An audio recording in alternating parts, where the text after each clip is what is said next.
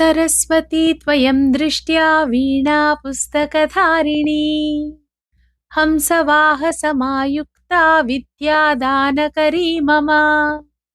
प्रथमं भारती नामा द्वितीयं च सरस्वती तृतीयं शारदा देवी चतुर्थं हंसवाहना पंचमं जगती ख्यातं षष्ठं वागीश्वरी तथा कौमारी सप्तमं प्रोक्तम् अष्टमं ब्रह्मचारिणी नवमं बुद्धिधात्री च दशमं वरदायिनी एकादशं क्षुद्रघण्टा द्वादशं भुवनेश्वरी ब्राह्मी द्वादश नामानि त्रिसन्ध्यं यः पठेन्नरः सर्वसिद्धिकरी तस्य प्रसन्ना परमेश्वरी सा मे वसतु जिह्वाग्रे ब्रह्मरूपी सरस्वती इति श्री सरस्वती द्वादश